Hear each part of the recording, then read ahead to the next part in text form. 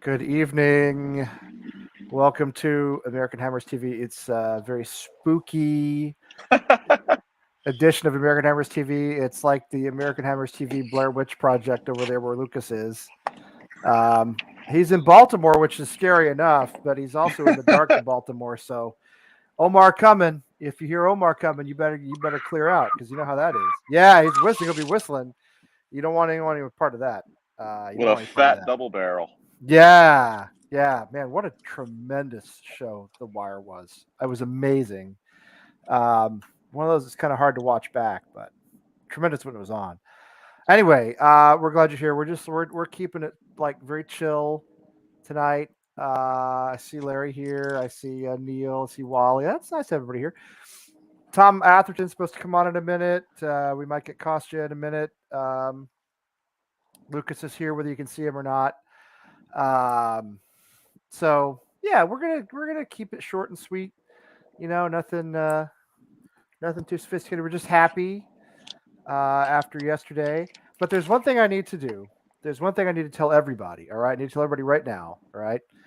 Um, deep into Monday's show that we did here, one of the guests on our show made a comment that we thought went over the line into being racist, and we really can't tolerate that sort of thing here, obviously.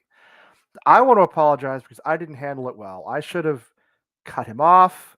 I should have stopped the show right then and there. Should have handled it. I panicked. I didn't know what to do. I tried to talk my way through it, which is how I try to solve all my problems. So it was a bad decision on my part, not well handled. And I do apologize for that on a personal level. Uh, we've also had a talk with, the person who made the comment, and he's not going to be coming back on the show. So the thing we want to do more than anything else is make sure everybody's happy and comfortable, and we want to be inclusive, and we just really can't tolerate anything that we consider to be racist or hateful in any way. And I talked about this with a larger group. It's not a decision I made on my own. So I just wanted to tell everybody about that. I take responsibility for not having handled it better in the moment. Um, but I think that we're doing what we need to do. So anyway, that is our little moment of contrition. But since yesterday was such an incredible, awesome day, all right, I want to move on to happier, better things. And it's so funny with Lucas is just like I expect you to like you turn a flashlight on your face or something any minute. You know what I mean? Yeah. Anyway, so let me just tell you, because Tim told me to tell everybody we need some help. We need to pay for StreamYard every month. So if you go to AHTV, let me say it clearly, ahtv.threadless.com. You can pick up West Ham supporters group stuff. You can pick up West Ham stuff. You can pick up American Hammers TV if that's what you want. All sorts of things. It's really good stuff. I've bought stuff there myself, and it's really good. It's really well done. I'm saying it's quality is what I mean. The only thing you can do, which is what I did, was like I somehow bleached out my Merrimack Valley Hammer shirt, so I got to get another one. But that wasn't the shirt's fault; that was my fault. Anyway, so that's that'll help us a lot if you could do that. I'm also going to pop into the chat the GoFundMe link for my buddy Ensa, who lives in the Gambia. I've mentioned it before. This is my thing, not an American Hammer TV thing. It's my own personal thing. But I'm going to use this platform for him. He is 16 years old. He lives in the Gambia. It's one of the poorest countries in the world. He has started a youth club called West Ham Gambia. He loves West Ham. I talk to him every day, although I missed him today, unfortunately. I talk to him every day, almost every day. And we have been able to provide through donations so far. We've been able to provide for him boots. We've been able to provide, I bought some pennies. I don't know what they're called in England, but the things you wear in training. We bought some cones. We bought some balls. He's got 70 kids in this club. He is the only coach. He's doing it all himself. So I know there's a lot going on in the world. Believe me, I do. And I know we have a lot of places where we need to give and be generous. But if you can find it in your heart to throw a little something in this way, please do. And also, you know what? If you have stuff, Hey Tom, if you have stuff, if you have balls, boots, West Ham shirts that you're not going to use, or you know what I mean, tell me, okay? Go to where's my why isn't my Twitter handle up here? Well, anyway, it's at Leaf. I'm not gonna think of what it is. Is it at or Lee? from? Lee AHN, isn't it? It's I'm about to tell you. I've forgotten. It's like you never call your own phone number. Lee from AHN. Yes, I was close. Lee from yes, you were close. Lee from AHN. I'm looking at it now. So you could catch me on Twitter. Let me know, or just email American Nightmares TV too. That's fine. Just trying to help our buddy Ensa. He's a really, really good kid. Well, he's not really a kid. He's a young man, really, but he's got a bunch of kids believing, and he's got a bunch of kids. He's converting them into being West Ham fans. So anyway, the link is there. If you can do it, that'd be wonderful. Who's with me tonight? Who is with me? In the dark, waiting for Omar to come stalking down the street in Baltimore. Lucas is next door. How you doing, Lucas? You can't see me, but I'm buzzing still. But what's that? I see a hand. I see a hand. Is it the hand of God? Is Diego Maradona in your house? No. Shit. But no, it's the hand of Rebecca. It's better than the hand of God. I'm in the city that never sleeps. Really. Yeah, that's because that's because it's frightening to sleep in Baltimore. That's why this is a city that never sleeps. Yeah, but you can't see me. I'm buzzing. I'm a very happy lad. Yeah. I almost cried yesterday, but I didn't. Oh, you can cry. It's fine to cry. Crying is very okay. Crying is totally okay. On my screen, I guess probably on your screen too, right below Lucas, we have from the south side of Chicago, Phil. Sorry, can I just quickly? No, sorry. I'm still doing the intro. What is Lucas doing? What is the paper about? I'm eating. Okay. Oh, he's eating. I just keep seeing a meaty finger just come near the screen. This is a Charlie Walsh style appearance for Lucas. He's going to eat through the whole thing. Yes. The way Charlie always. And we're going to end up talking about food. Every time Charlie's on camera, he's but yeah, he's eating. So Phil from the south side of Chicago, how you doing, Phil? Hey, doing all right, doing okay. Tell us about Blackfires and what we can do to support your group, if you would. I know you've mentioned it before, but I mean, we might as well. Okay. Blackfires is a group I started with a friend of mine. We were trying to help bring soccer into the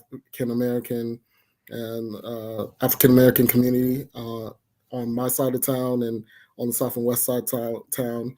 And we're just trying to help grow the game and help kids who by any other means wouldn't be able to get the equipment necessary to be able to participate. And so we're just trying to help build up interest in the beautiful game and help support those who are trying to get to play. So, and if we wanted to, now Scott from Reno, who may come on later in the show, sent you some stuff. Yes. If we wanted to send you stuff, how could we do that? What's the best way to get a hold of you? Just go through Twitter, through your Twitter handle there? Yeah, my Twitter handle would be the best way, communication-wise. Or you can, communicate with. Actually, the best way would be communicating with the Blackfires account. Blackfires account, okay. Yes. So is that _black? Fires_black. Okay, yes. That's on Twitter. Okay, yes. Awesome. Thank you. That's great. And finally, Mr. Impatient can't wait to jump all over me and talk about stuff. Down there just itching. He's just down there. He's just down there itching to talk because he never gets a chance to talk on YouTube. Oh wow! He's also buzzing over Leeds today. Absolutely. Wow. Well, we're all buzzing over Leeds. I'm buzzing over Leeds. Let's be honest. Well, that was Jesse awesome. Marsh. Jesse Marsh. God I don't want to hear no more. He did us a favor. Tom was hashtagging MOT. It is our good friend. It is our good friend Tom in the Midlands in Leeds. How you doing, Tom? Well, I'm not gonna retort to your comment. Okay. But yes, my ugly mug has been on YouTube for far too long. Yeah, Leeds. Yeah, I'm buzzing for Leeds. We could hear people outside this evening, outside of our windows, singing and cheering, and good for them. As I put on my Twitter earlier, but Vamos Leeds, carajo. Get it? Yes. Listen, I was at. I took my son to his karate lesson, and so I was sitting at the back of the dojo, and I wasn't watching the game, but I was kind of on Twitter, and then I went over to my app, my score app, and I was just like, yes. It's rare for me to celebrate. To be honest, it's rare that I watch anybody else's results at all. But I knew how important this was to us, so I was following it. And It's also, rare I'm for me low-key, I'm converting you all. You just don't realize it yet into just looking at Leeds' results as your second team. As our second team. I have a second team never. already. I have a French team that's my second team, and they drew today. I They really needed like to win. Leeds personally. I have no problem with them. I think it's better for the Premier League when a team like Leeds is in it. It's a big club. Absolutely. Yeah. Yes, I agree with It's way that. better. It's way more exciting. It's like Blackpool 2.0. I don't want So Norwich in the they'll stay Premier up this League. time. No, you're absolutely right. Listen, you don't want like Wigan and Norwich and Burnley. God bless them. I mean, I know they're scrappers, but Leeds. We need I Bolton mean, back. We need Bolton back. Listen, if We I need could, we if I need could, Nottingham Forest. We need Bolton. Nottingham Forest back. Forest, we need Yeah. Bradford. Well, just- hold on. We really don't need Bradford, though. Do we? Yes. I mean, I That's just one of really the don't feel. old school Premier League teams. This Bradford They're is really in Is the it Premier that League for they're like an 2 old years school though. team, or is it the stadium that does it for you? the old school. I've been in the press box over there when I was at uni. I've been up in the press box, but it's a great stadium for a League One club or wherever they are now. It's a fantastic stadium. It's a proper old school ground. Thinking Yeah. all the Look at you.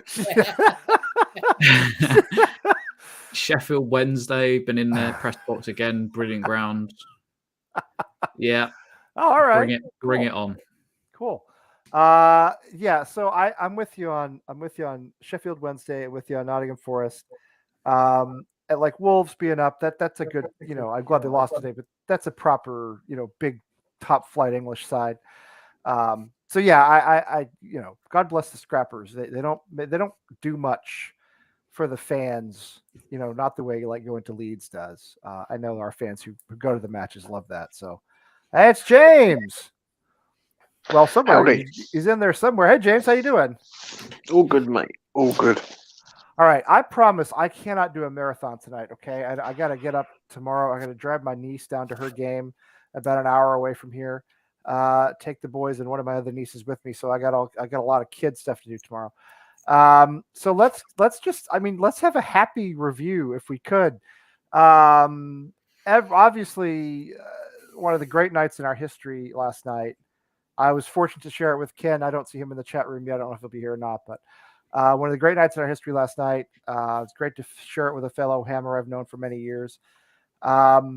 Give me 3 things you loved. 3 things you loved. Lucas, why don't you come out of the shadows and start? There he is. Oh, that is intimidating. I'm not going to lie. Oh, there we go. Himself. There we go. Oh, yeah. Sorry, are you in Baltimore or like South America? It doesn't look very American where you were then. Baltimore? Well, it depends on where you are. I got wicked food poisoning one time, and was it Baltimore? Was I it think the oysters? Probably. It was many years ago. No, it wasn't me. Actually, you know what, Phil? It was my ex-wife who got it. It wasn't me. It was her. That's right. Your ex-wife? Beautiful. Your ex-wife got it? Beautiful Fuck your ex-wife. My ex-wife got food. Oh, no. But it was she was not my ex-wife at the time. And she got horrible food poisoning, like the worst I've ever seen. She spent all day in the emergency room the next day. It was vicious. Anyway, I wouldn't wish that on anybody. Except for ex-wife. Well, I mean, if she supported Chelsea, but she doesn't care about football, so that I know of. She does live in England, though. Actually, that's not true. She married an English guy. But anyway, Lucas, 3 things you loved? 3 things, 3 players, 3 anything. Just give me happy stuff. I love that we won. That was pretty cool. That's a good start. I loved Yarmolenko scoring again. Almost brought tears to my eyes again. Yeah. And we're moving on. I'm very excited. I really don't know how to put in.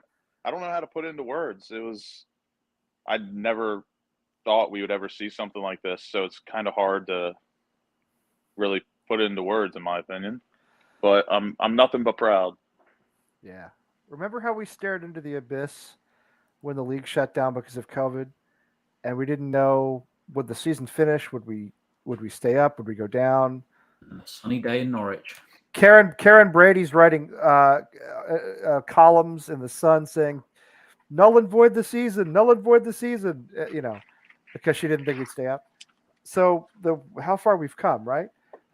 Phil, what'd you love? Oh, that's a nice sweatshirt, man. Got a Towson sweatshirt going. Yeah, very good. I got to represent, baby. I know you do. That's your alma mater. There's nothing wrong with that. I never watch college basketball. My understanding is that TCU plays tonight, but I'm not actually going to watch. We just got waxed by Wake Forest in the NIT. So well, Wake Forest is a big program, so big basketball. Yeah, I mean, everyone's bracket should be busted by now, so it's all good. Yeah, Didn't Kentucky get bounced last night? Yeah, Kentucky got bounced. Hey, I watched that. every Catholic school won yesterday. Is that right? Yeah, on the I should be proud. The Protestant in me is hurt. I was going to say, yes, Protestant solidarity, gang. my fellow. Though we're treading on thin ice here. Anyway, give me 3 things you loved about. Come on, the Catholics. Come on, the Catholics. Protestant, baby. You just causing trouble. That's all you're doing. Come on, you Catholics. I loved Areola. He was brilliant. We have to sign him, don't we? We have to. It has to be a permanent. Yeah. Number 2, I was going back and I go back and forth on this one, but I'm gonna say Antonio.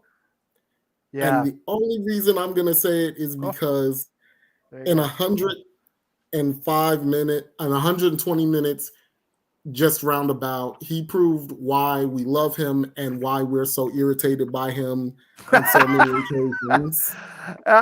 I mean, just worked so hard, and he played really well, and he provided the assist for the first goal, and he was involved with the second one. And yet there were moments when I wanted to go onto the pitch and strangle him. Do you know what I mean? It's like, dude, you have your hold-up play was and third, and let me get this out the way quickly. Third, he's got the touch of a boulder. Let's be honest. That's Carlton Cole's first touch. It's not beautiful. Yeah. Solchek and Rice, they just looked great in the midfield. Like, had no problem with that at all. They looked kind of like it reverted to last season, how they were playing together. But back to Antonio. There was that moment, that breakaway, and he had the simple pass. Yeah. And he just not overshoots. He puts way too much power on it, and it goes right to the keeper. And it's like, for all the hard work he does all the hard things, and he can't just do the simple things. And that's what's frustrating. You know what, Phil? He's a goal scorer, but he's not a striker. Do you know what I mean? No, I know exactly what you mean. Yeah. Yeah, I mean, he does score goals. He's a goal, but he's got to. But this is what separates a top 6 striker from just a good striker. Oh, no question. I'm with you all the way. James might agree. What do you think, James? Give me a few things you liked about last night. Everything, mate. Yeah, heart, passion, commitment. They all played for the badge. What else is there? That's my 4th. Yarmolenko tapping the badge. Sorry, I have to add that one. Yeah. I think they all played for the shirt. It all meant something to them. What else is there? I think certain players played unbelievable for considering the amount of stick that they've had. And I think Yarmolenko scoring that goal. You talking about Benrahma playing well, James? You talking about Benrahma? I ain't saying that about Benrahma, mate. I'll let him do his talking. He's good. He is good, mate. But what it is, he will show you all. You know what I mean? But Yarmolenko scoring that goal, mate. Let's be honest, we've all scapegoated him at some point in his West Ham career. We don't want him here. Yes. And I think scapegoat would be a polite word. Yeah. Yes. And let's be honest, he's a player that all of us would probably have said we don't want him here at the end of the season. I'm guilty of it, James. I've said it. Yes. He's becoming a little bit of an hero, mate, at the minute. Yes, he is. He's becoming a hero, and I mean, it's tragic in a sense, because obviously I'd rather he be garbage than have a war tearing his country apart. Do you know what I mean? I mean, yeah. But whatever has gotten into him, I mean, I know he's on a lot of money, but I'll tell you, some of the goals he scored over the last few years, it almost justifies it in a way. I mean, he really helped us stay up after the restart a couple of years ago. And then you had the winner against Villa, which could still prove very important. And then, of course, the winner against Sevilla, which was just enormous. Anyway, Twom, I'm sorry if you were on the screen, but first in our hearts, what did you love? All of it, really. Yeah. I mean, it's not a lot else you can say than what everybody else has said. It was massive night, not only for every single player that played on the pitch, but for. You sound sad, Tom. For the. Yeah, you sound like you're okay. You all right? Yeah, no. There? Okay, good. Yeah, good. Well, this is what happens. I was worried about you for a minute there. This is what happens when you come to me last, when you put me in the bottom right hand naughty corner. It's Oh no one puts baby in a corner. Nobody puts baby. Don't put me in a box. Don't put me in a box. Do you ever see Saul Campbell's rant about don't put me in a box? Do you ever see that video? Yeah. I don't really know what it's all about, but it's pretty weird. Anyway, he's pretty weird. So. Yeah. No, it's just. I mean, I didn't get to bed till gone, 4 or 5 this morning. My adrenaline was just through the roof after the game. Yeah. I mean, we missed 20 minutes of the second half because me and Rebecca had to call the fire brigade round. I'm sorry, what? Yeah. We had the fire brigade round last night. Was it because of the heat of your passion or... Keep that, keep that to yourself. It's better than the reason that we actually had to call the fire brigade round. I'll put it that way. What happened? What did she do? Well, was it her fault? I'll show you exactly what happened. It involves getting stuck in the lounge and the door breaking. Oh, no.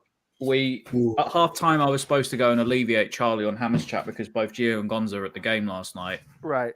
And I was supposed to let him, because he'd been streaming for ages and he was going to go have a wee at half time, and I was going to, jump on and just alleviate him. And no, we closed. Scott, she hasn't. She never does, I'm sure. Listen, she's a great chef. I'll not have any bad words said about her cooking.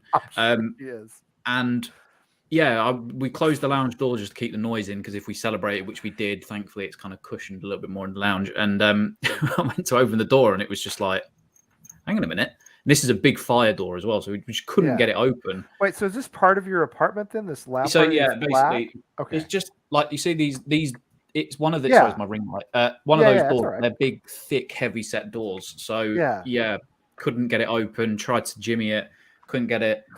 Unscrewed the door handle off to see if I could sort of ping the mechanism to get it to open. Didn't work. Then it wouldn't reattach. So, we had to call 999. The fireman came round, although he couldn't get into our main door because I'd locked it and he couldn't unlock it from that side. So they had to climb in through what is probably the world's smallest gap. At what point did you try to kick it down? When did you try to kick it down? Oh, no, neither of us did. We still had one eye on the football. You're not trying if you don't try to kick it down. This is the gap that he had to climb through that gap. Oh, my word, really? Yeah. Oh, wow. Is that Rebecca pointing at it? Is that her pointing at it? Yeah, it is. So that door doesn't Mate, you should have just called me. I would have ran through the thing. That door on the right doesn't open, so he had to climb literally through that tiny gap. Oh, wow. A big 6-foot burly Yorkshireman with his acrobatic skills, because we're on the second floor. He had to get the ladders out as well. So it was bizarre. So we only got to watch the last 30 minutes of the second half. Well, I'll tell you what. First of all, I'm glad everybody's okay. Do you need some butter or what do they call it? Wait, Lee, what do they call the stuff that you put on the door hinges because they squeak? WD-40. WD-40. Oh yes, Hank Hill would know WD-40. Yes, WD-40. My dad. Propane and propane accessories. Exactly. My dad. Well, that wouldn't have worked because I got a lesson in engineering last night, because it basically there's something rattling around in that. You see that little thing in the mechanism? that's supposed to sit in the middle, and it had actually broken off, and not by us. So if there actually was a fire, we would have been trapped in the lounge. You would have been yes, right. Yeah, we'd have been dead. So I'm glad you're not dead. First of all, thank you. Like Adam Frankel was after hammer shots. Yes. Anyway, so I'm glad you're. But there was you guys are all going to remember. There was a point in the second half, like 10 minutes in the second half, when we did not touch the ball. It felt like an hour. It literally felt like an hour. Sevilla just pinged and pinged and pinged and pinged. And I mean, we committed a couple of fouls, gave away a couple of non-threatening free kicks, never got possession. And I thought, well, this is just going to be the rest of my life. It's just Sevilla pinging. They didn't really create a lot of chances. This was going to be part of my point. Is it for us? It was a perfect storm because they came there with the exact same intentions that Atletico Madrid came to Man United with the other day. They were happy to come away with that 0-0, sit on the ball, pass it round, bore us to death, move it from side to side. And their fans were complaining. I looked on Twitter afterwards. This is what they do. This is how they operate. This is why they make it so that teams are difficult to break them down. Right.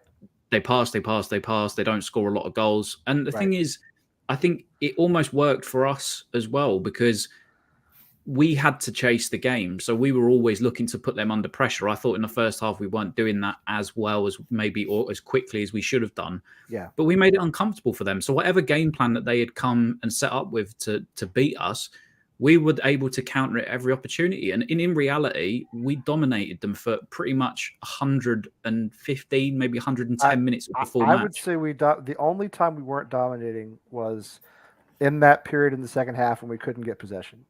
Yep. Other than that, I thought we were. And what really worried me was, I know we talked about this prior to the match, we could not be a counterattacking team in this game because we knew they'd sit back. And we knew they'd just want to keep possession and keep the ball away from us, basically. So they weren't really going to come after us. And our game is the counter. But I'm not sure I've ever seen a West Ham team attack as successfully as we did. Like Zola's teams tried to do that, but they didn't have the players, so it didn't work. Pellegrini's teams tried to do that, but would always get called defensively on the counter. Exactly. I thought our attack was tremendous the way we closed down, and then I thought defensively we were just absolutely immense. I mean, well, I'll tell you honestly, and the thing is, I think, like I said, it was a perfect storm for us because if they'd have had Acuna and Carlos back last night, that would have made a huge difference for them. I think. Yeah, I agree. Yeah. But to be honest with you, Chelsea will probably be looking at that Koundé performance and thinking, I don't fancy you because we terrorised him all night. Antonio had him on skates for 90 minutes, 120 minutes. He just. We were talking about this. Imagine him up at Burnley having to do with, Wout Weghorst at 6'7" and another. He just did not look comfortable whatsoever. So I think whatever game plan that Lopetegui had gone in to that game with just fell into our hands perfectly, and they had no answer for us. And I know you say we say that they had a large period of possession in that second half. Yeah, that honestly, after we got that first goal, there wasn't a period where I was scared that they were going to score. No, let me ask you that. You were really scared. But let me just first of all, Lawrence, you know what? I send me a message, okay? Send me a Twitter message. We'll figure something out. I can't do a pre-match on Sunday. I'm not sure about post-match, but I definitely can't do a pre-match. Anyway, Sunday's a little bit hard for me. But let's see. I mean, I'm going to throw this out to everybody. I thought we were fantastic, absolutely magnificent. One of the best performances I've ever seen West Ham put in. What did you think of Sevilla? Were they actually good? Was it just that tactically they were just trying to keep us off the ball? I'm sorry. No, go ahead. I think, if I'm going to be honest, I think Lopetegui it wasn't necessarily as much tactical as it was personnel. I think him putting in Rakitic was the big issue, and it kind of threw everything out of whack. Yeah, because he wasn't healthy. He just didn't. My Balkan boy was shit. Yeah, he wasn't. He did not look comfortable. He did not look like he had it in him, and it just threw everything off for Sevilla going when they had possession, and it was just tactically. Not tactically, but personnel wise. It just felt like he made too many changes. Yeah, I'll piggyback off of that. I think tactically as well, it did throw him off, because one thing from the first leg was not having Campos there with Tecatito. They were switching quite a lot in the first game. They were both switching sides, and they were having a lot of success down that side. They missed the overlapping runs, crucially, really, from Acuna down the left. I also thought it was a bit naive of him to start Martial ahead of Meunier, because actually Meunier was one of their better players in the first game, and actually caused us quite a few problems. And he didn't bring him on until late into that Lanzini tackle on Meunier towards the end almost made me shit myself. Oh, well, Lanzini was on a yellow, and Rafa I just Mir, that was. I mean, first of all, fantastic track back and tackle. It might have saved a goal, but Lanzini was in yellow, and I was thinking, oh, just be careful how you do this. You know what I mean? Like, so. But I think it was mistakes from Lopetegui. Like I said, I don't know. I think they had like a 1-1 draw or something at the weekend against the team that they played against. Whether or not there was some heavy minutes in the legs from some of the others, but I really would have looked to have played as much as you could without a Campos and Acuna, the same team that he played the other week, and they just didn't do it. And I think, like I said, all of a sudden Tecatito, who didn't swap over to that left hand side at any point, wasn't having that same success against Cresswell.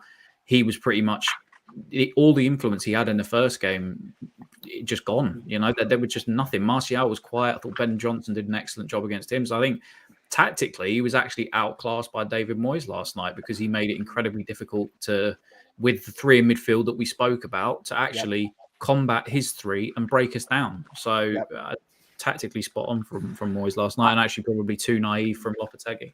I don't know what I haven't looked at the statistics, but I feel as though we dominated possession. And I mean, that may be wrong, but I feel as though, other than that one stretch, that real quick. I was going to say, it may just be an impression. You know, I don't really believe that much in statistics when it comes to football. I think that's more of an American sports thing. But it just felt as though, in fact, they had 56% possession. Yeah. Which is funny, because that means we had 44%, which is kind of a lot for us.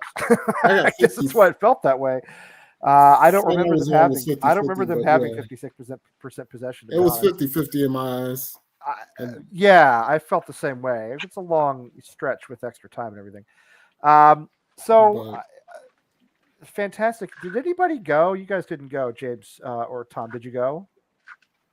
No, he was locked in his lounge. Oh, that's right. That's right. I was locked in my lounge. Locked in your lounge. Yeah, no, my brother had the tickets, our season tickets last night, because my dad was at Cheltenham this week, as he has done.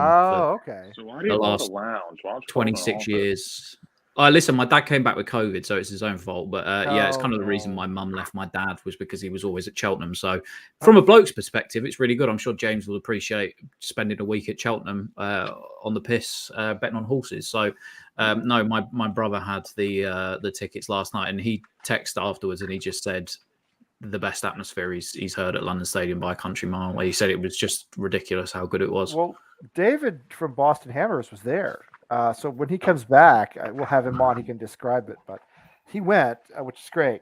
Watching it on TV, it was very hard to hear the crowd. And I think Paramount Plus probably didn't have the sound balance done very well. So we couldn't tell, was it a great Paramount Plus is not. so shit. Paramount Plus is garbage, and so is. I mean, it really is. It's bad. Peacock is bad. Paramount Plus is worse. It's only good enough to keep using a fake email for a free trial every time. I'll never give him my money. See, I should have thought of that, but I already gave my money. I give my money every month, but at least for now, that'll stop when, for whatever reason, the competition stops. You know, I'll be into the end of that. But $4.99 isn't too bad. It's not that bad, but there's nothing else on it. It's just such crap. I mean, it depends on what you want to watch. Like, I go watch all the old I watch CSI Miami. Well, that's true. CSI if you like New those, York. It has some good shows. Yeah, but look at Lucas. That man is firmly against the man and the system. He ain't paying for shit. No, Lucas, it's true. Yeah, Lucas is at Wu-Tang, right? That's screw the establishment. Exactly. When keeping it real goes wrong. When keeping it real goes wrong. Anyway, DX. All right, so I going to go on forever and ever tonight. So I want to shift if you guys don't. Sorry, I don't know if James was at the game or not. I assume he wasn't. I wasn't at the game, mate. Yeah, no, understandable. I want to talk about Lyon, les Lyonnais. We've drawn Lyon in the next round. Unfortunately, the home match is the first one. I like having the return match at home. That is kind of unfortunate. Is that because our name was drawn first? I believe so. Yes, I think it's just the draw. It's just the draw. Yeah, can't do anything about it. Same for the semi-finals as well. As a fan of Saint-Étienne for many years, I do not like Lyon. That's a massive rivalry, a huge derby. It's a gorgeous city, by the way. Though it's a fantastic city, but I don't like the club at all. So this is a special, moment for me, for West Ham, for my club to play my French club's big rival.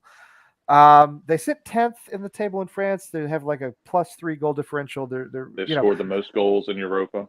Yeah, I was going to say, but they have a lot of European experience. All right, this is a club that has been in, and I don't know how many of the players have turned over in this time, but generally this is a club that has a lot of experience in Champions League, Europa League.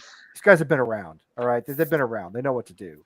So I don't know. I mean, thoughts on the draw? Thoughts on? I'm throwing it open to anybody. I'll quickly do. I'll spiel quickly. I do watch a lot of French football, European football all the time. Does Rebecca's heading because I'm constantly watching a football match, wherever it be. Lyon, I think for us, in terms of how we match up, I think it's probably the worst case scenario for us because they're having a bad season. They're 10th. That's all it is. But I wouldn't look beyond the team that they have. They are a big physical team. They have a lot of problems especially even out wide in the positions with Toko Akambe, Moussa Dembele. These will cause problems for us, even going forward with Danae that they've got at the back and stuff. Defensively is obviously going to be their biggest weakness. And I also think, like they said there, the second leg being in Lyon, their fans are notoriously very, very passionate and will play a massive, massive part for them. Well, they are now. They weren't always, but they are now. No, but they are now. They are now. They are a good technical, but yet very physical side. And I think in terms of matchups, it will be difficult for us. And I really don't want West Ham fans to get ahead of themselves that think, oh, let's look at the table. Oh, they're 10th. It's absolutely fine. They are 6 points out of a European place right now. Yeah, that's why 10th is deceiving to me because they're right there. Well, not only that, but they're going to throw. Wise though is probably as tough as it can get because of how we are similar in that aspect. They're relatively young, especially going forward in the attack in the midfield. It's just I can see why they've struggled in the league, but for the same reason I say that, the same reason I say they're probably outside of Barca, they're probably the one team people should be more fearful of in terms of who's going to lift the cup. Like I think our side of the bracket is going to have the winner. Out of all the teams, they are beatable. I think a lot of probably people's fears will come with they carry a big name in European football because that's what they are, Lyon. At the end of the day, I'd rather. Okay, never mind. They turn prospects into world beaters, and they'll sell them on, and they'll make their profits and elsewhere. And it will be interesting to see whether their youth players will come of age almost, because I know they've got Shirky over on the right, who's a very young, but good, young, talented player. It's going to be interesting. But like I said, I just fear for the matchup over 2 legs. I don't think that there wasn't a lot for us to separate between us and Sevilla, but I also think between us and Lyon, I think there's less to separate the 2 teams. I just think we're very evenly matched in that respect. And I think if it goes tight into Lyon, I fear for what would happen. Yeah, I don't think we're strolling through anything, Rob. I'll tell you, this might be a bigger dogfight than Sevilla, simply because that picking leg's gonna be in their house. That's exactly what I worry about. We've got to. I don't think anything less than a 2-goal difference, a 2-goal differential. What is Don't that? Hear that? I did. Can you hear that? I heard it. Yeah. What is it? What was it? They must be making more Natty Bow or something. I don't know. What I would say is obviously Bowen coming back is a massive key, but I also think actually having the physicality of Soufal may also benefit us highly because we won't have Lanzini, if I'm not mistaken, because he had. We won't. But Toko Ekambi, I think, is their top scorer this year, potentially in Europe, or one of their top scorers in Europe this year. He is a big, fast, physical presence. I think there's two positives. Let's be honest. Yes, he is. We did get the better end of the draw. Like, if you ask me, we did. You always want to play home second. Leon or Frankfurt, even though Frankfurt are no mugs. Obviously. Oh, right. I see what you're saying. But those, if you're from a competitive standpoint, those are the two that you get them and you're like, okay, thank God. Like, I'd rather play them than Barca, Rangers, who are in form. But and I think, again, just like Sevilla, I think our play style fits playing against Lyon. I think we're going to be able to. They're going to be attacking, and I think we're going to be able to just not sit back, but get stuck in. I'll tell you this though, because I don't disagree at all. The only thing that concerns me a little bit. There's two things that concern me. One, you can't do anything about it, which is that we play at home first. The other one is, I mentioned they're 6 points off of the European places in France. The point was they're going to go all out for Europa League because they really are not going to accomplish what they expect to accomplish in the domestic league. I don't think anybody thinks they were going to finish ahead of PSG, but certainly they expect to be a Champions League contender every season. They are not a Champions League contender this season, not really. So this is not going to be a situation where, they will rest players in the week before this match. Do you know what I mean? They will. We are hopefully going to be trying to. Must be nice.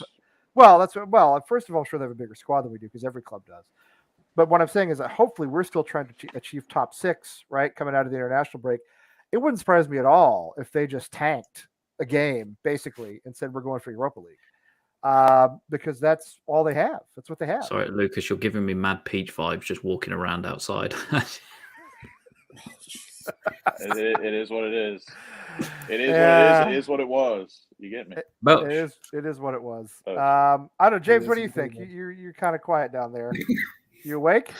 I think it's a good tie for us, mate. I think we can destroy. I think we can destroy them at home. 100%. I think we have to. I think we have to. Don't you? I don't. Listen, Lyon don't play well in Europe away from home. At home, they're a decent side. I'll give them that, but not away from home, mate. They're a poor side away from home, especially against English teams. And for me, if we turn up, if we can drill them at the LS, go there and shut up shop. We're in the last 4. I think it's a great tie for us. I really, really do. I will say, even though it was a one-legged game, sorry about that. It did knock out Man City a couple of years ago in the Champions League with pretty much the same team. Yeah, but so did we this year, though, Tom. We knocked Man City out of the League Cup this year with their best team. So we're massive. Lyon ain't. And that's just the quick math. I was going to say, exactly where are we massive? Are we just massive like at certain places? Or no, it's everywhere we go. But you got to give what it is with Lyon is they are a typical French side.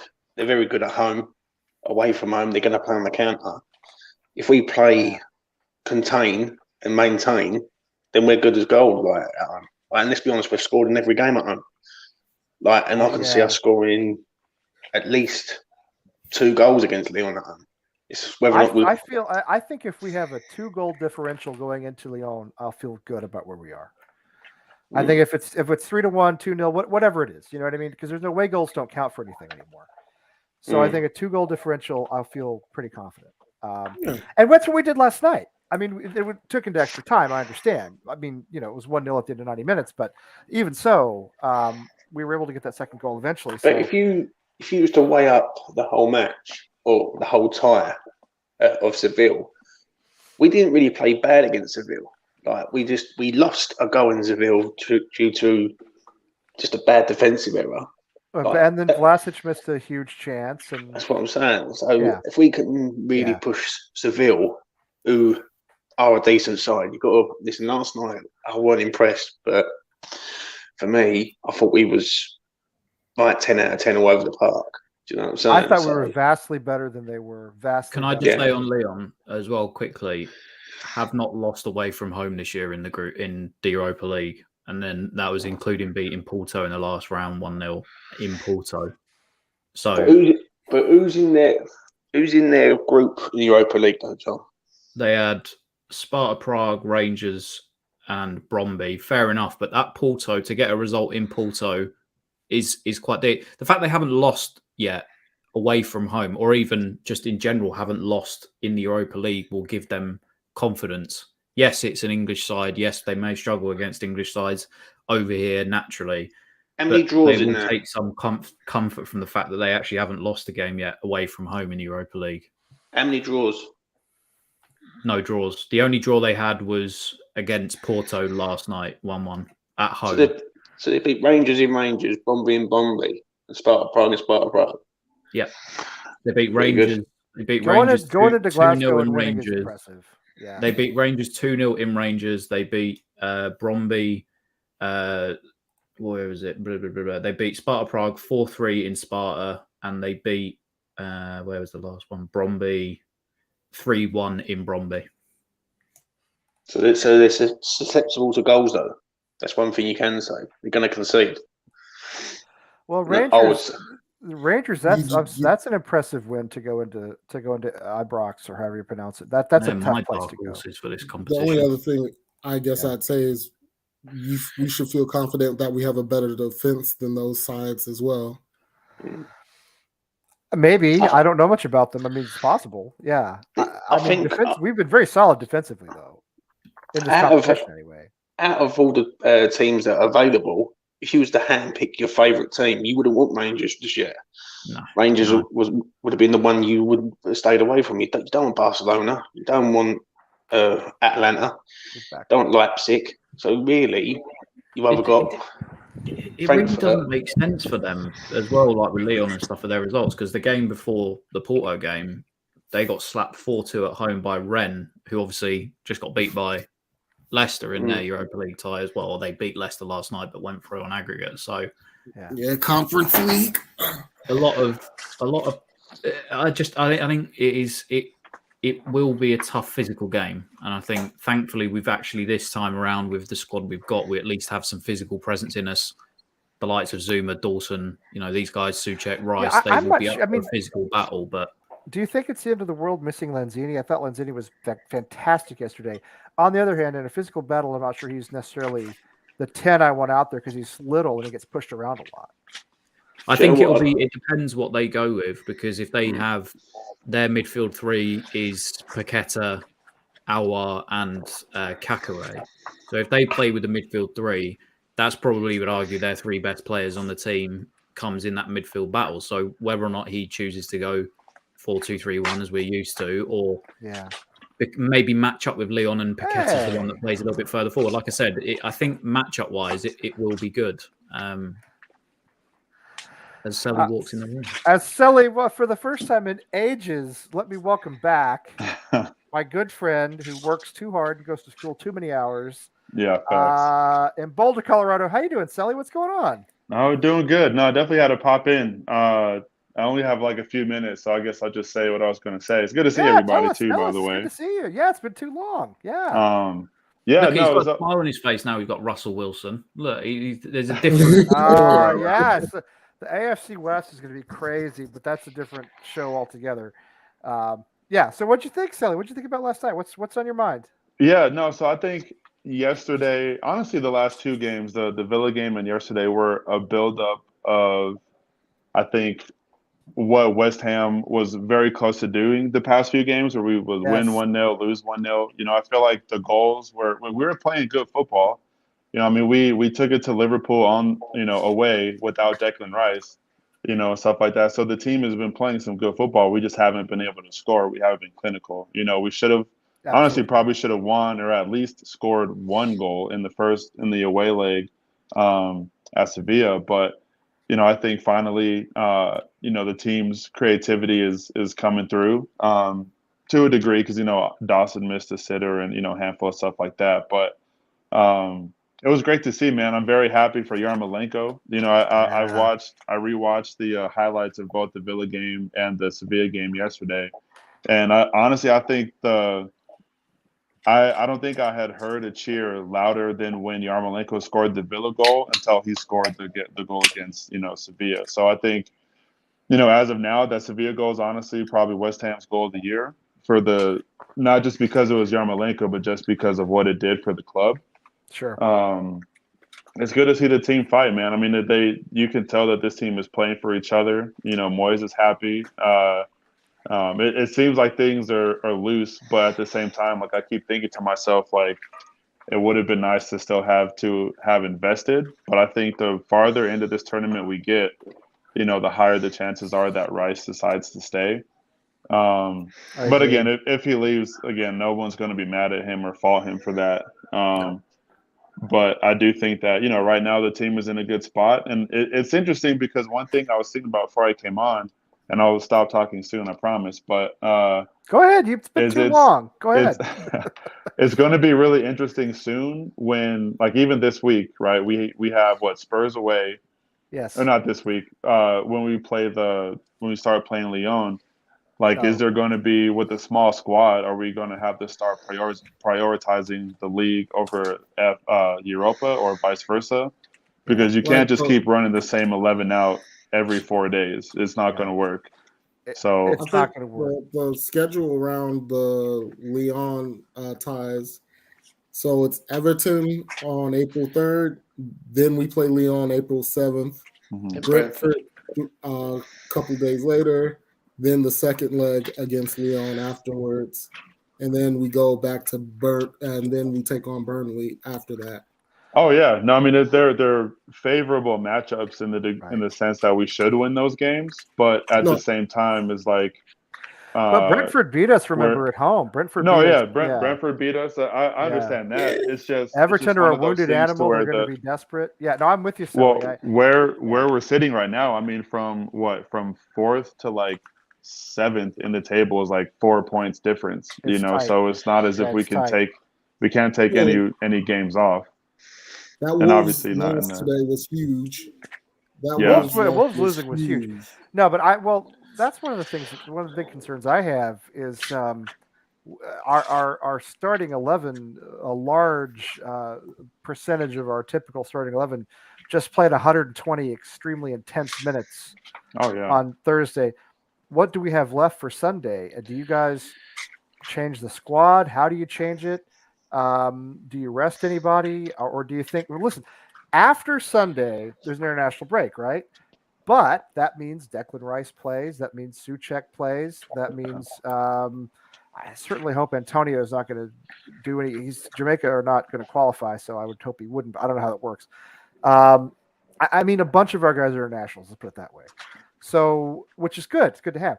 But what do you do about Sunday? Do you basically chance it and say, let's hope these guys have 90 more minutes in them, or do you try to rotate? I think you should start simple first.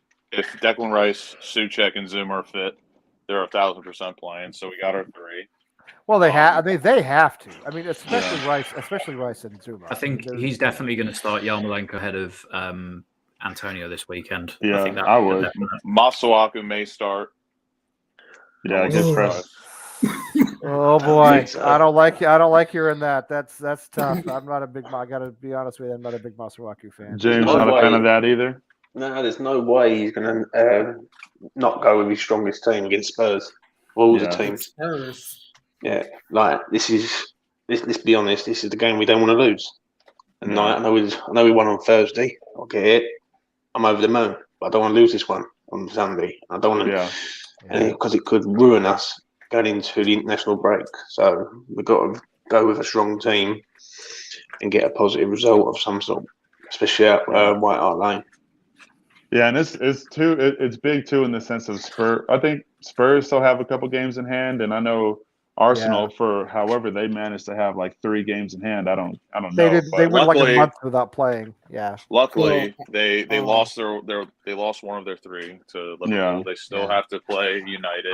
We're not catching. Arsenal I don't think have we're catching 2 in hand on us, and Spurs have 1 in hand on us. Yeah. So we if we manage to win, Spurs. Oh, that's it who gets it is. rid of So that. Arsenal. Arsenal have 2 on hand. Spurs have 1. Arsenal have to play United and Spurs, and then Spurs have to play Arsenal. Sure. So, I mean, it could be worse for their games in hand. They could be playing Norwich or some bullshit. Thankfully, they're not. Yeah, that's fair. I would say, if we manage to beat Spurs, they have a game in hand, but we'll have a 3-point advantage, and we have a better goal differential. It'd be nice to do the double on Spurs too. That would be tremendous. Also, we still have to play Chelsea as well. So, yeah, I mean, it's one of those things where it's like a good problem to have to a degree, because like nobody on that team is going to ask for a day off, which isn't at any fault of them. But at the same time, it's like you're playing games that are meaningful on both ends of the schedule. So it's like you're playing meaningful Premier League games, and then you're playing elimination, European football, which is exactly what we want, and what every game right now is a treat because the team are playing really well. But I think once you start getting to like the Evertons, the Brentfords and stuff like that, if we're still in Europa League, you might look at playing like 1, maybe 2 youngsters, depending on who the matchup is. Or maybe not even youngsters, just people that don't start. It doesn't have to specifically be youngsters, but you definitely can't keep trotting off the same team, because I think a dip in the form was because the team had some tired legs. I do too. So we'll see what happens. The international break doesn't help that much because, again, so many of our players are going to go off and play, and they're just going to travel and come back, and that actually kind of makes it worse. So. Wait, who did we lose? That Tom? Hopefully he'll be back. It's difficult, I think, because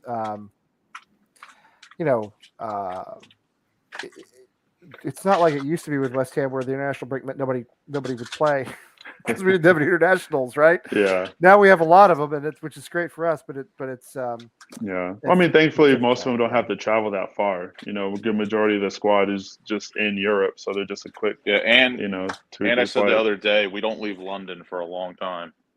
After the Villa game, we don't leave London for a long while. Yeah, that's true. I mean, that is a good point. You think about the here it is. You think about the fatigue of travel, which I always think is significant. It's a real thing. Yeah. I always think that's. I'm gonna have to go. shoot. Yeah. No worries.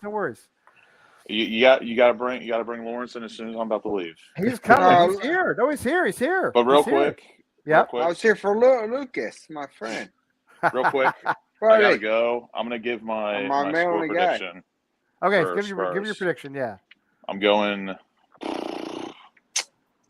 go 2-1. 2-1 Irons. For the Spurs match? Yeah, I'm gonna go get hammered. Go black out a little bit off these seltzers. Gotta watch my figure, you know how it is. All right. Yeah. Yeah, I'm gonna enjoy lovely old Baltimore. Great city in the world. All right. Awesome. Hey, love you all. Thanks for coming on, Lucas. It's good to see you always. Love you all. Up those bloody bastard fucking Irons. All right, absolutely. Take care. We'll see you soon. All right, I'm gonna head out too because I am actively at work right now. So I'll talk to you guys later. Understood. Sally, it was awesome to have you on. It was such a pleasure. Yeah, you too, guys. We'll do it more often, okay? We'll try to do more Fridays to get you on. And I know Phil's got to go to work too. Yeah, so I'm going to head on out. I'm going to say 2-0 to the Irons. We're going to batter Tottenham everywhere they go. They're getting battered. So, hey, Big Phil, before you leave, I wanted to just say one thing to you. Is that I liked your stuff. You need to talk more because I like your feedback. You do a really good job. I'll try to say because I'm always interrupting. That's the problem. No, you didn't. You did good. But you have some good comments. So keep it up, Big Phil. Thank you. Appreciate it. Come on, is that you, Irons? Come on, Irons. So Tom has had to go as well. So we want to thank Sally and Phil, Tom for being here. I promise not to go too long tonight, so we'll go for a few more minutes. I'm ready to leave. Where are you? Are you in Alabama? I'm in Alabama from Baltimore. I think I told you that earlier, Lee. But yeah, I'm here and I'm retired. It's just you and I.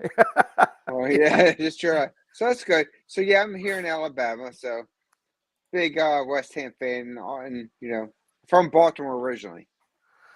Nice. Hey, Danny, it's good to see you, man. It's good to see you. We gotta get Danny back on too. Danny's a good dude. Yep. Yeah, we gotta get Danny back on. Hey, you know what? You tell me, Danny. You let me know when you're coming to Boston, okay? We've been talking about it. You let me know, all right? You just tell me what you got going on, all right? I meant to send you a message. I never did it. So, but Lee, I haven't been on your channel for a while, but I wanted to come back and promote that. I've heard a lot of discontent on certain things. Then I think you handle it really well. Oh well, thank you. Well, I wanted to come on tonight. I don't come on very often, as you probably know. But I wanted to at least text and say that I always support you, and I think you're a good man. And I talked to Wally a little bit about the issue that happened. And I think you handled it well. Wow. And I got good advice from a lot of people in our community. Okay, so it's not. I don't want to take credit for anything. This was a team effort. We all got together. I had a lot of people help. We all made a community decision. Conscious. So it really was not. It was. It's not. I understood. Kostya, was a great voice of reason, and so anyway, listen, it's unfortunate these things happen, but we're going to move on. What do you think about Sunday, Larry? What do you think of what's going to happen with us? I think if we can stay healthy, I'm still thinking 2-2 Goose. I think we can clean sheet them. I don't think they get. Yep. I don't care about Kane. I don't care about Son. I don't care about none of them. I say 2-0. I tell you, Where did you? Now I was trying to connect. What did you say? What's your prediction? Well, listen, you probably have watched. You watch the show. I don't like to pick us to win because I think of myself as a jinx. Yep. I'm gonna tell you what I think might happen. I think these last two games, and particularly against Sevilla, I think Selly really hit on something when he said that, against Liverpool and maybe even Southampton, if you go back that far, and certainly the first Sevilla match, if we had taken our chances, if we had taken our chances, we could have at least come out with a draw out of Anfield. We could have come out with a draw in Sevilla. We certainly could have beaten Southampton. I know they beat us 3-1, but in all honesty, they weren't that much better than we were. I'm not even sure they were better at all. You're totally right, Lee. You're totally right. So, well, I mean, I thought Kelly's point was really good. So what I'm hoping is we take our opportunities on Sunday, right? Mm-hmm. What I fear is, and this is not just sandbagging, I'm serious about this. What I fear is that hey, Fo, send me a message, all right? I'll fill you in, all right? What I fear is that we're going to actually be leading this game potentially 1-0, 2-1, and in those last 10 minutes plus extra time, that 30 extra minute that 30 extra minutes from Thursday is going to start to tell on us, because we had to, I know that, guys like Fredericks was only on for a couple of minutes. Noble was only on for like 10 minutes. But, 120 minutes basically for Antonio, 120 minutes for Declan, for Souček, 120 minutes for the entire back line, I believe.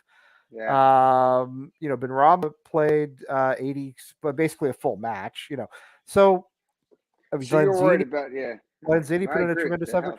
I'm afraid they're going to wear out in those last 10 or 15 minutes. And that's what I fear, is that we're going to collapse, to be honest. And I don't want to see that, because international breaks are hard to swallow when we don't win going into them. But you know what? What is the old saying, Lee? In Moyes we trust. And I think, in my opinion, I do. And let me finish. And what I say is, as a West Ham fan, I will never, ever. Who's the team I hate the worst? The Spuds. I will get my ass. I will let my wife beat my ass before I let my Spuds beat us. It's that bad. See, I hate Chelsea the most, but most people feel the way you do. There's debate. There's a debate there, and I think I'd be ahead of you. I will not let them freaking Spuds, like they did last time when we went to their place and we lost last time. And what did they say? We got mashed wherever we go. Do you know how mad I was? I wanted to reach through this. I wasn't there, but I wanted to reach through that screen and strangle somebody. I was like, no. I love it. That is tremendous. That is tremendous. That's fantastic. Lee, my prediction is we will win. What did I say? 2-0. And I think we haven't started lineups, and this is what I'm going to talk to you offline with. I have some ideas. Now you have my time is limited too. Your time is limited too. But there is so concepts that we could do as Americans. No offense to everybody else. That we do the pregame shows, the postgame shows, the rating shows. Oh yeah, all we these things. We had a postgame show with Chris and Irish Tommy, which I don't think they've done recently, but they need to get back to. But Lee, I'm not trying to take out. We can talk it offline. Yeah. Let me just say, I'm glad you brought that up, Larry, because Tim and Wally and I did a little show on Tuesday morning. We talked a little bit behind the scenes. We got a lot of stuff brewing. All right, there's a lot Wally's of we're my gonna do boy. this stuff. Yeah. Oh, Wally's a good dude, man. Friends. Me and Wally's a good dude. Yeah. And to me is Lee. I'm just going to be the fan, but I'm just saying. For me, I like to have the American perspective for one. Yeah, we're all just fans. Yeah. Hey, guess what? A time where I can get there and say, "How I'm after work," because we are. I know you are, Lee. We're very busy. So a little bit of both. So it's nothing because I love my English mates and I want to catch it. But sometimes I'm working. I can't catch the pregame or all that. I like to hear analysis from you. I like to hear. Well, I appreciate that. I'm just talking. Listen, I'm obviously not an expert. I'm just a fan like everybody else. But I enjoy coming on here because this is how we build the West Ham family is through this channel. Sir. I mean, we're not in a position. You're in Alabama and I'm near Boston, and we have had people on here from all over the world. And I can't tell you how many people we've met, how many friends we've made through this, and it's been absolutely brilliant. And it's the only I can't just. I do have friends here who are West Ham supporters. Obviously, Tim lives close to me.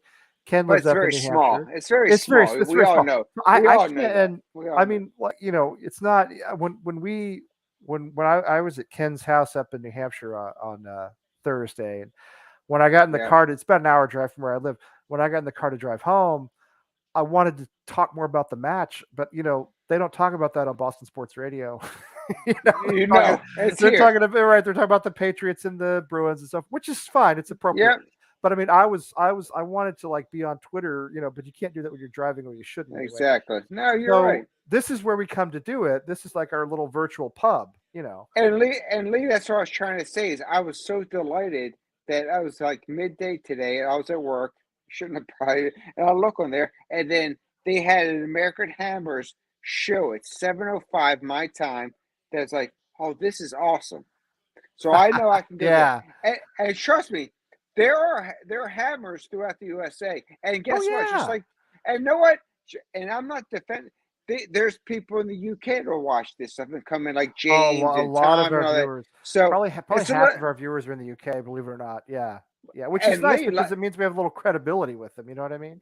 Well, Lee, it's like us. Nice. We like their shows too. So we're at certain hours trying to match it. And during the workday, most times I can't do it. So yeah, it's hard. I mean, every now and then I can tune in to Hammers Chat, or I'm sitting in my office and do that, and I feel guilty. Let me tell you. Let's be honest. I work at home. I work at home. I sit in this chair all day. So I figure, and I got 3 screens. You know what I mean? I got multiple screens.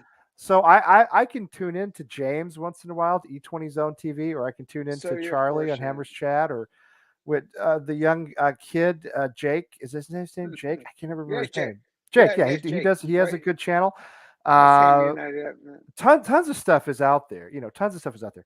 So, but I'm with you. I mean, I don't get to it very often because people bug me about work. They want stuff from me. You know what I mean? Exactly. They want me to do things. They have deadlines. They're asking me to do things on deadlines. I was trying to be polite to you because I'm sure, like you, we're very busy. We can't do that all the time.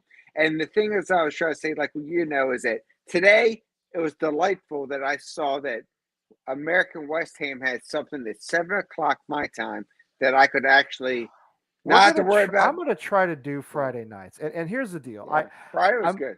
our shows are known for going many hours, and I that's okay sometimes, but I want to try to get them to being a little shorter, maybe a lot shorter, and maybe a little more frequent. So, and yes, I've definitely not forgotten Australia, Kieran, you and Neil, and of course, Karen Geezer.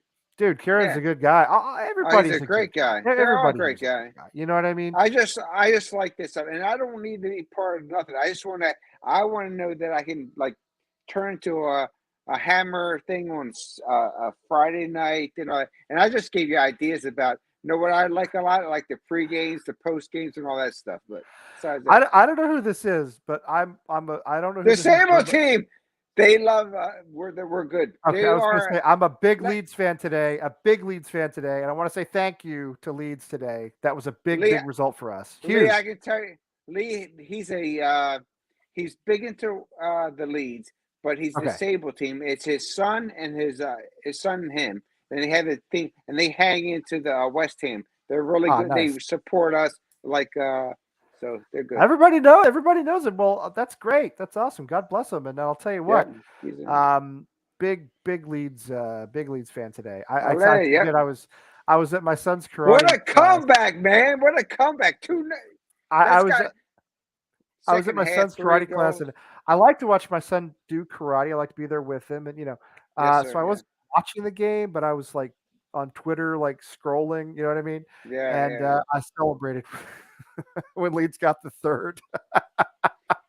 It was great. It was pretty great. When it was 2-0, and I went to the live chat because they're very good. They're called TDT, but it's his son and him, and they're like, hang on. Then they one goal. Then the guy got the red card. Then it was like, oh gosh.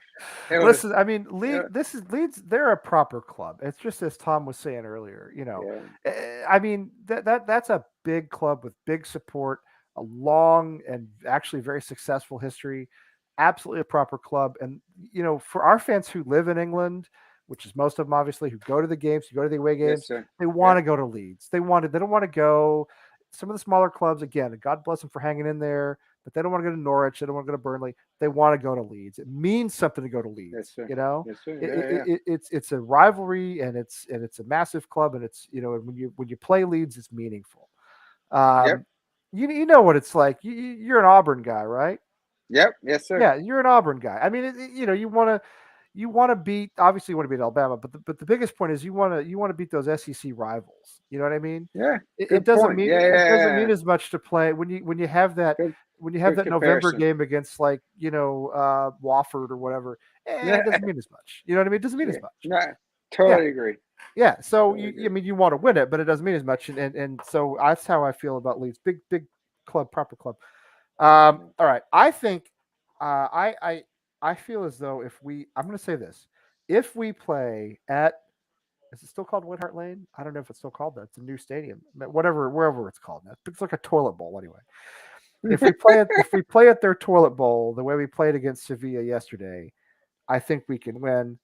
My very genuine concern is that we're going to have trouble. All right, Lee, it's good to see you. It's good to see you. My very genuine concern is we're going to have trouble keeping up with them because of our long. I love them shades. So I see like a 2-2 coming out of this, and I wouldn't be all that upset about that. Scott, how are you? What's going on? Hey, what's up, man? You're catching us right at the end, man. I was just saying I'm not doing marathons anymore, but I'm glad you checked in. How you doing? Oh man, Cali's beautiful. Where are you? It looks nice. I like that palm tree back there. I know. We're just south of San Diego in Chula Vista. We're in La Jolla. I've been there. I've been there. Navy guy. I've been there. Stationed there before. Yes, sir. Love it. I love San Diego. Lee, Lee, what was your 2-2 tie for?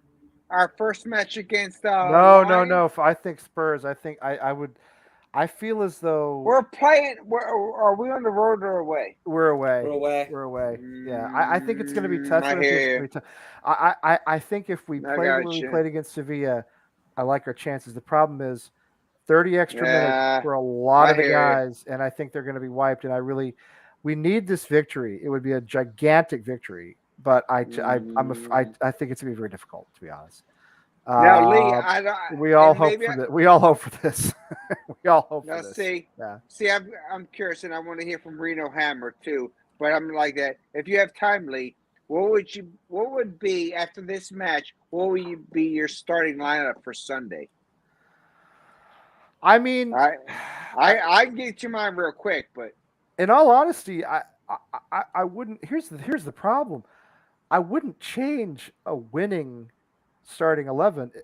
The issue to me is who's fit. I mean, can Antonio run? Very point. Good 75 more minutes? I don't know. I have no problem starting point. Yarmolenko. Yarmolenko's in form. He's playing extremely well. He's scored the match winner, or he scored in our last 2 games. I have no problem starting him. I like him better as a bench, off the bench.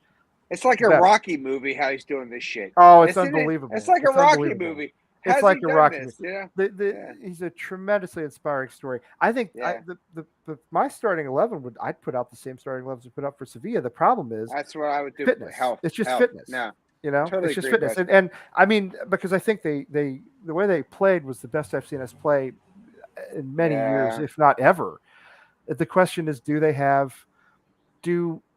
8 or 9 or 7 of those guys have 90 more minutes in them? I don't know. Yeah, it's legit. It's legit. My thought on how we played was it was the first time in a long time where we've dominated possession for the first half and actually scored a goal.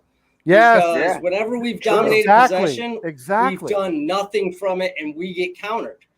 And so, like Lanzini running their forward down to put in a last ditch tackle. Those are the things that those things aren't going to happen in the Premier League.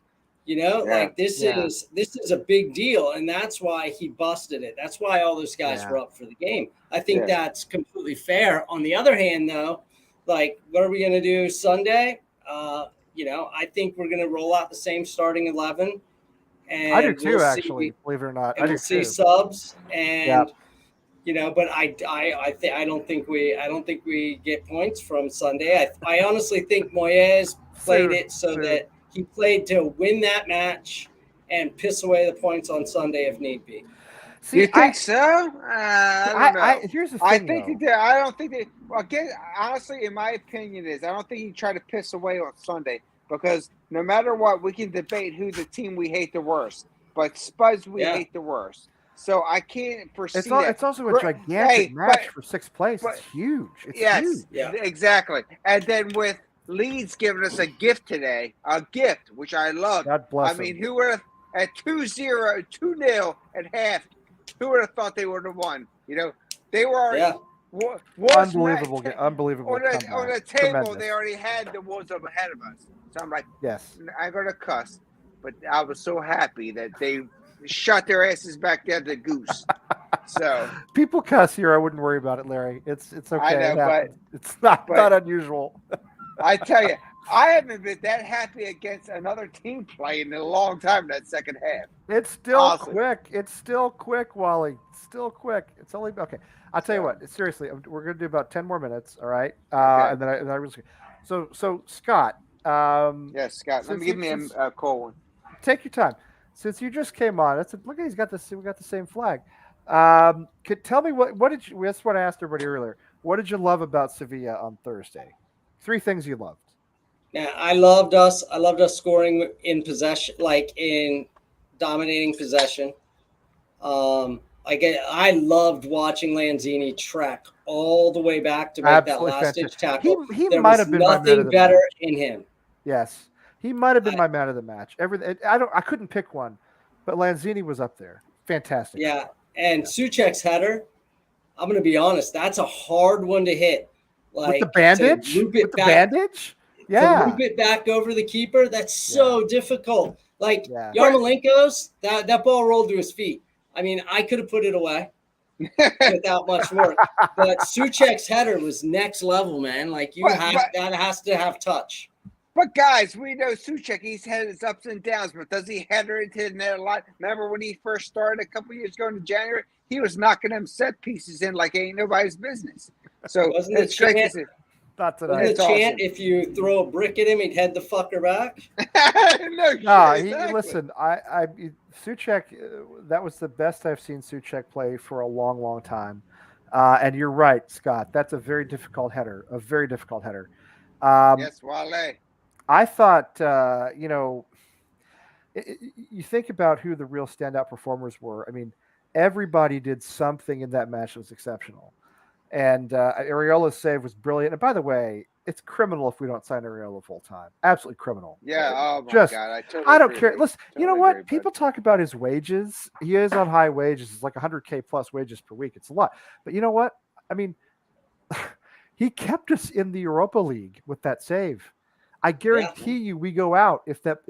And how much money are we going to make from staying in Europa League? I mean, think about it.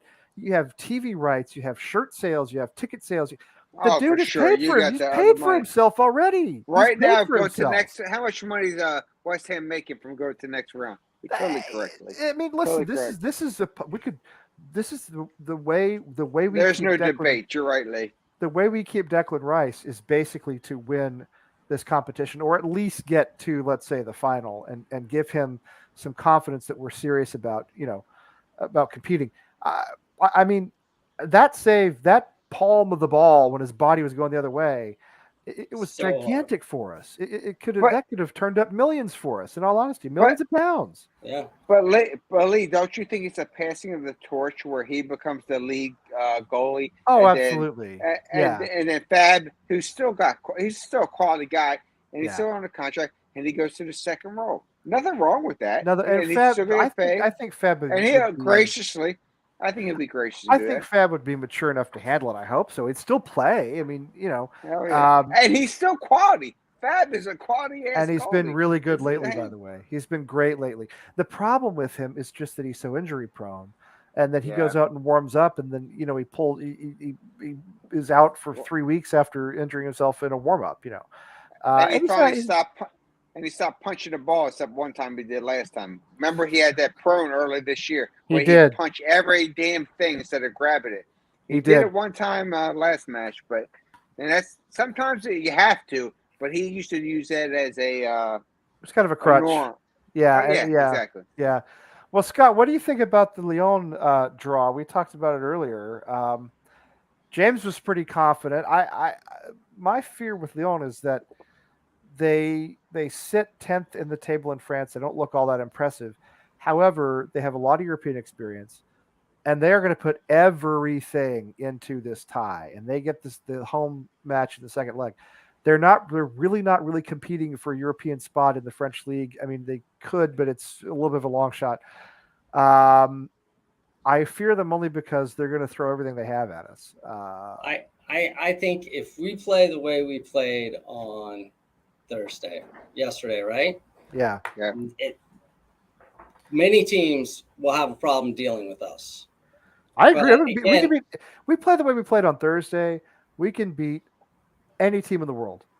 Correct. Now, remember that we played at home, and that fan base had to make a difference. Absolutely made a massive difference. So largest West Ham home crowd of all time. Let's talk about it. Correct. Largest, and I've heard from so many comments that it was like intimidating. It was hard to tell. I'm not trying to justify it. Yeah, it was hard to tell on Paramount Plus, where I don't think the sound engineers. I just heard from a couple guys that were there. They just said, it's all over Twitter. The atmosphere is all over Twitter. Anyway, Scott, do you have thoughts on the draw? I'm with Kieran here. No, I love it. I love the draw. I'm not, I don't think it's easy, but I don't think any match is easy. So, it's get up and go time. Like I'm not even. I think we're playing with house money at this point. I honestly do. If you had offered me this at the beginning of the year, you'd said, "Hey, look, you're going to get to the final 8 of Europa, and you'll be sitting 6th in the table." I would have said, "All day, I'll give you my right arm." Right? Yeah. And so, and even if you said we'd be sitting 8th in the table, my right arm. A lot of our fans don't. But a lot of our fans don't feel that way. Their expectations are through the roof right now, which is crazy to me because I go back to 2 years ago, right around this time, almost exactly this time, when the league shut down. We were, I think, 17th, And nobody knew, would we go down? Would we stay up? Would the league ever come back? What would happen? Nobody knew. We stared into the abyss for months, and there were options. There were mathematical formulas that the league was thinking about using to determine who would win, who would go. One of them would have kept us up. One of them would have sent us down. It was not a sure thing. So you go back 2 years and tell me what you just said, Scott. You're going to be in the final 8 of the Europa League. You're going to be 6 on the table out ahead. You're committed. Yeah. No, I mean, I would have given my right arm. I'm not going to lie. And, where we are right now, we're flying, right? Yeah. And I'm going to be honest. I'm the naysayer in that we're losing Rice, right? After this year, we're losing Rice. It's likely. We're going to be retooling the whole thing. Yeah. It's just going to be happening. And so it's going to, again, and then the fan base will lose their mind again. But I mean, you have to be realist in that he's going to ask for the money. He wants to win trophies. I know. And honestly, that's the best move for him. I think the only way we keep him, Scott, is if we actually win Europa League, which is, of course, still in the realm of possibility and seems more possible now than it did 2 days ago. I disagree. But it's a huge ask. It's a huge ask. I disagree to an extent. And I don't want to get into an argument about that. He's under contract at 2024. So the thing is that the only thing is he's going to leave is if the greedy owners, which they are, will take the money from other people. He's under contract. They won't reinvest, by the way, Larry. They won't reinvest it if they take it. Gotcha. But no matter what, he can't leave when he's under contract 224. He can leave if the owners say, "Okay, you gave me enough money. Okay, bye." So that's the test of it. Is the ownership going to want to keep him, which we should, and they say, or are they just going to give the money to I think it depends. I mean, do Gold, Sullivan, and Brady run the club, or will it be Kretinsky by then? Gotcha. But he can't just. He's not a free agent at the end of the summer. No, and I think he likes West Ham. I think he likes playing for West Ham. I do. I think he's happy. So too. It's going to be hard to turn down a club that's a constant Champions League contender. Tim, what's going on, man? What's going on, man? Say, hey, what's going on, Tim? What's going on? Hey guys. Yeah. What's up? How is it's Tewkesbury where you work, right? Is it Tewkesbury? Tingsboro. I always get it mixed up. Tingsboro, Tewkesbury. These towns in Mass. They all sound the same. Dear. It's gotten very dark all of a sudden. What's going on? Trying to find a quiet spot theater, but yeah. Just we are just checking in on you guys. How you doing? Yeah, we're all right. We're all right. We're this may actually be true. We're wrapping up fairly soon. We've had like 10 right, which is great. No, this time I mean it. I gotta. My nieces are coming tomorrow morning. I got 2 nieces coming. I got to drive one of them to Holliston for a game. Yeah. So you know where that is. It's not close. It's like an hour away. So it's a little bit of a schlep. But anyway, so I got to take it easy. But what'd you think about Thursday, man? Were you happy? I was thrilled, man. Obviously, I knew it was going to happen somehow. But yeah, it was nice to see it play out the way it did. We could have scored multiple times. We didn't have to go to extra time, but I did, and whatever. We're through. That's all that matters. And to get Lyon out of all the fucking teams that were left, besides Braga or whatever, or what was the other one? Rangers. I would have loved Rangers. Yeah, I would have loved to have had that. But Lyon, I mean, we got a shot, man. To at least get to the next round. I agree. We got a shot. I think it'll be tougher than people think, but we do have a shot. You know what I mean? Yeah. Now, if we get through Lyon, then you hit Barcelona, and that's we'll cross that bridge when we come to it. You know what I mean? I wouldn't count out Frankfurt, dude. They're there too, man. They got there too. You know what I'm saying? Like, no, I agree. It could be Frank. No, you're right. It doesn't really matter. He's saying Frankfurt beat Barcelona is what you're saying, right? Yeah, all that matters. I agree. Frankfurt could beat. I agree with that. They could. Yeah. Anybody at this stage could really. Yeah. So we don't know, and then that's a whole different ballgame. So, but I think we'll be prepared either way because it feels like Moyes is definitely putting all his eggs in this basket. You know what I mean? The way they've been playing in the league and how he didn't really give a shit about the cup and everything else, it looks like It looks like we're going to take this one actually seriously and a lot more research and shit. So but what do you think? So Tim, I mean, Sunday, gigantic match on a lot of levels. I'm sorry, I'm so distracted by that lovely palm tree. That's just killing me. He's in California. He's in California. I know he sucks. He's in California. I know. He's in it's San Diego too. So and I'm in freaking Alabama in my man cave. So. Right. Nice. Well, Tim knows where I am. He's been to my house, but yeah, Scott's in Cali. So and the nice felt part like California too, today. Southern Cali. It did. It was 75 degrees in Boston. Yeah. It was amazing. Went outside with the kids, played basketball, played soccer, had a good time. Anyway. Yeah. So I mean, Sunday though, a bunch of our guys played 30 extra minutes in that extra time. You're gonna start the same more or less the same starting 11. And well, either way. I mean, it doesn't matter what we do. I've been saying this before. I think that we should really look into start playing more of the popping in, like inserting more of the youth, which isn't going to happen. We're gonna overexert our guys on Sunday. I think, and you know what? But at the same time, Spurs has been. Like they've been playing really strange where like they've been smashing teams they shouldn't be. And then, so we don't know what kind of, if they're going to be up for it. I mean, the players, we know the supporters will be on both sides. Our fans will definitely be up for it. Yeah. Well, yeah. And again, our players are riding off a bit of a high. Sure. They are too. I mean, just because they've been playing well recently, but like, if they play the way they played against Sevilla, they can win this game. But I think that our defense is good enough that I think if Spurs do win, it'll probably be like 2-1. Well, my fear is that's what we were talking about earlier. Is my fear is that we hang with them until about the 85th minute, and our guys just the legs go. You know what I mean? Yeah, that could be. Yeah. I mean, that's my biggest fear.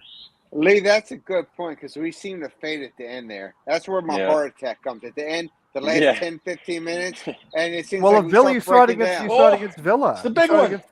Exactly, we did. We saw it. It's like I was Fred Sanford. As soon as Villa scored, I was, I'm coming, honey, I'm coming.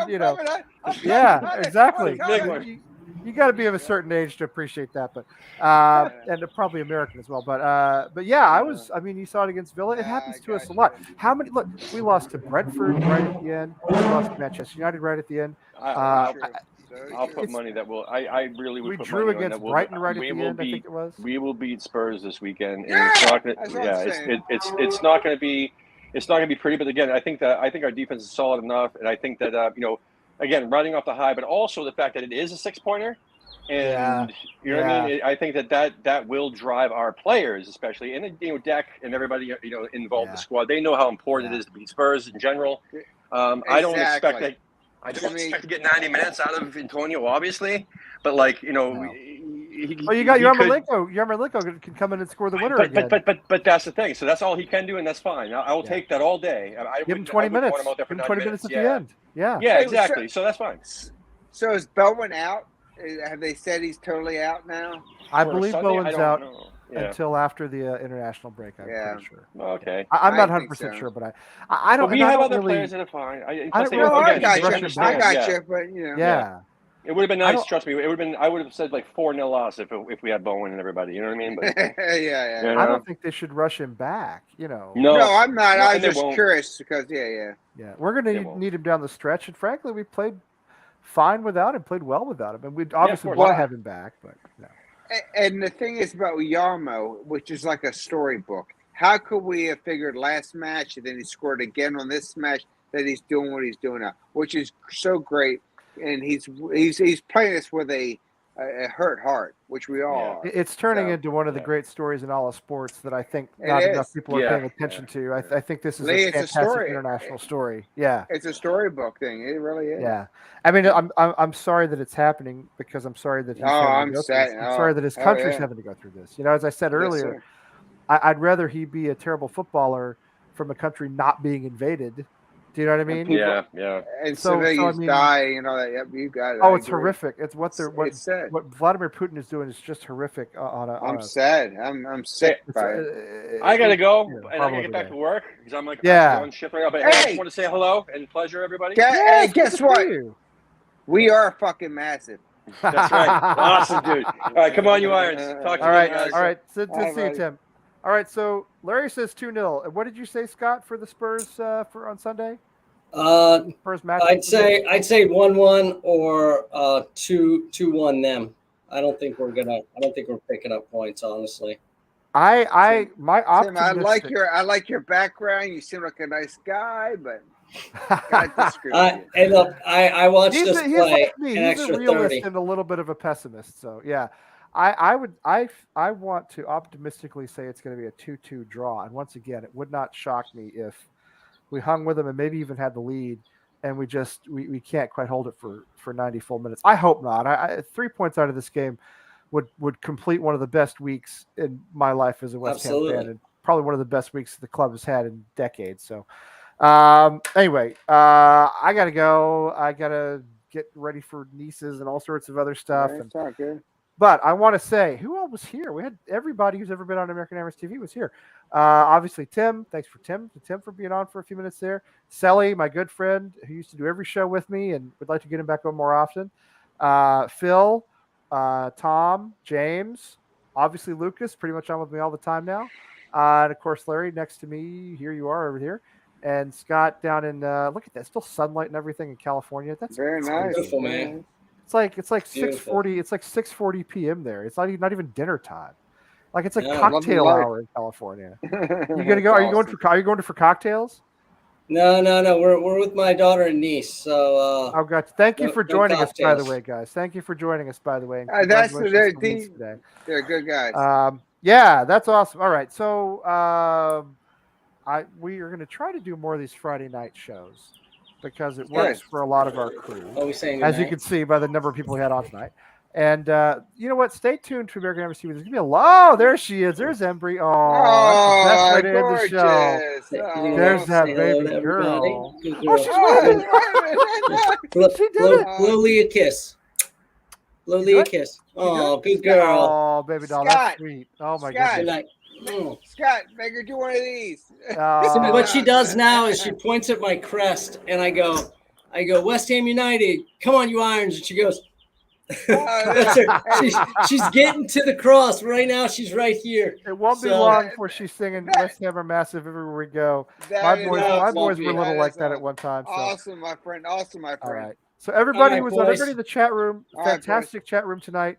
And listen, I will be back soon. Keep your notification bells on and all that stuff for the next show. We got a lot of stuff cooking too. So until next time, come on, you Irons. Come on, you Irons.